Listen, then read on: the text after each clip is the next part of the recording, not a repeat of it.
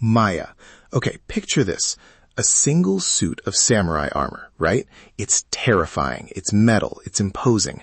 But if you took it apart, you would find nearly 300 meters. That's like 3 football fields of intricately braided silk cord holding the whole thing together. Wait, 300 meters? Just to hold one suit of armor together? That seems, honestly, it sounds like a lot of potential for a trip and fall situation. Right? But that's the magic of what we're talking about today. Kumihimo. It's this ancient Japanese art of braiding, and it's basically the glue that held Japanese history together. It's not just string, Maya. It's gathered threads. That's what the name literally means. Gathered threads. I like that. It sounds very intentional.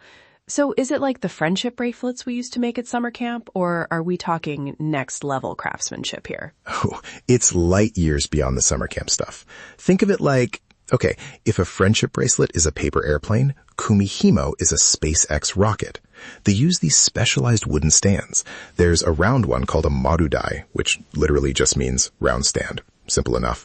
And a massive rectangular one called a takadai. Okay, so they aren't just doing this with their fingers while sitting on a porch. Well, actually, they did start with finger loop braiding way back in the Jomon period. This is the wait, really part. We're talking thousands of years ago. They actually found pottery from that era where the decorations were made by pressing these braids into the wet clay. Wait, really? So the texture on the ancient pottery wasn't carved. It was stamped with fabric? Exactly.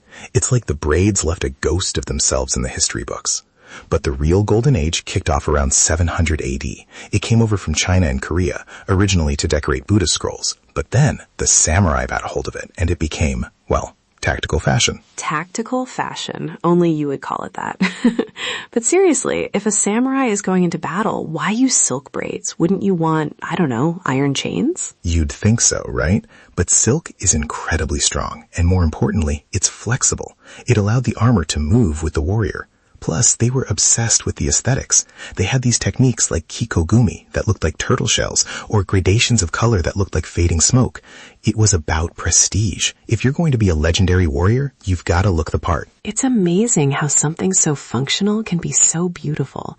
It reminds me of why we do this show, finding those little threads that connect us to the past. If you're enjoying pulling on these threads with us, you should definitely join the loop. Come back tomorrow and get your daily curiosity fix. We'd love to have you. Join the loop. Nice one, Maya. Very on theme.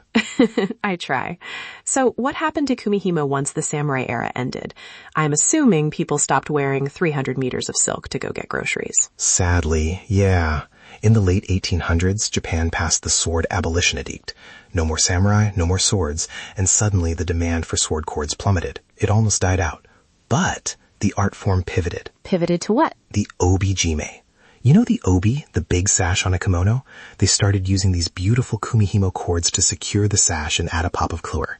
It went from the battlefield to the high fashion streets of the Edo period. Even geishas started using specific knots that became massive trends. It's like the 17th century version of a viral TikTok accessory. It's funny how humans always find a way to keep beauty alive, even when the original purpose is gone. I was reading in the notes you brought that there's actually a 12-meter wide metallic Kumihimo sculpture in Georgia, in the U.S.? Yes, Junichi Arai. He was this legend who took Kumihimo from craft to fine art. He made this massive installation with stainless steel fibers that looks like kinetic waves. It's wild because today you can buy these little foam discs for $5 to make Kumihimo at home, but the traditional masters are still using the marudai, treating the top surface like a mirror. That's what they call the wooden top, the kagami. A mirror. That's beautiful.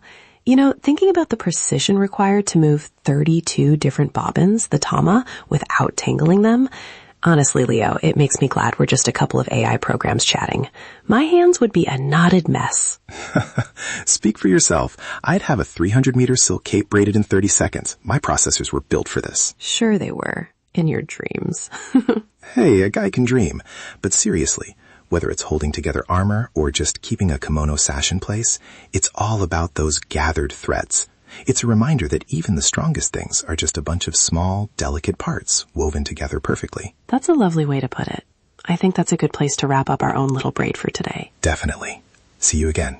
Stay curious.